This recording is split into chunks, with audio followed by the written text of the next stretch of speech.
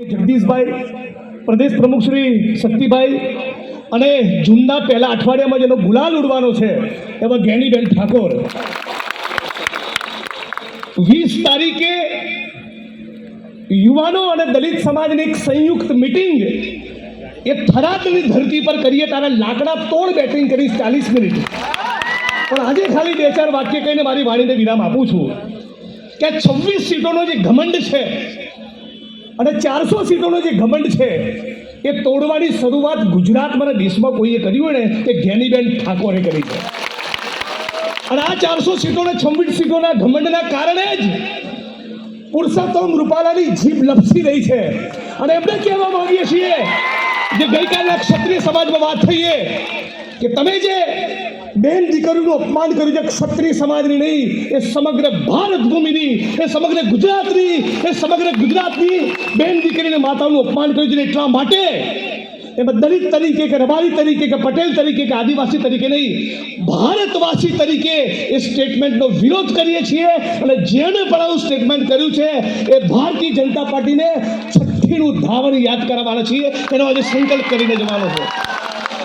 ગઈકાલે 14મી એપ્રિલ હતી, હું ધારવાડમાં હતો અને ધારવાડથી ફ્લાઇટ લઈને આવ્યો ત્યારે ધારવાડના કોંગ્રેસના મિત્રો પણ પૂછતા હતા કે જ્ઞાનીબેન કોણ હે.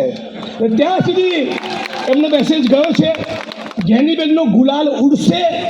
રાહુલ ગાંધીએ કોંગ્રેસ પાર્ટીએ 4000 કિલોમીટરની પદયાત્રા કરી, 6000 કિલોમીટરની ભારત જોડો યાત્રા વાહન સ્વરૂપે કરી અને સમગ્ર ભારતના સર્વ સમાજ લોકોને પ્રેમનો, ભાઈચારાનો, સાથે રહેવાનો, એકતાનો અને ભારતના બંધારણના મૂલ્યોનો જે સંદેશ આપ્યો છે એ જ રાહુલ ગાંધીએ વચન આપ્યું છે કે કોંગ્રેસ પાર્ટીની ઇન્ડિયા અલાયન્સની સરકાર બનશે તો ખાલી પડેલા તમામ સરકારી પદોમાં 5 વર્ષમાં ભરતી કરી 30 લાખ યુવાનોને નોકરી આપવામાં આવશે. 30 લાખ. ભારતના ખેડૂતોને ટેકાના ભાવ મળે એના માટેનો કાયદો બનાવવામાં આવશે. તમે ફેક્ટરીમાં કામ કરતા હોય, પ્રાઇવેટ કંપનીમાં કામ કરતા હોય કે મનરેગામાં ચોકડી ખોદવાનું કામ કરતા હોય, 400 રૂપિયાથી 1 રૂપિયો કોઈને મજૂરી આપવામાં આવશે નહીં. અને પરિવારની એક મહિલાને દર મહિને 8500 રૂપિયાના હિસાબે 1 વર્ષ સુધી 1 લાખ રૂપિયા આપવામાં આવશે.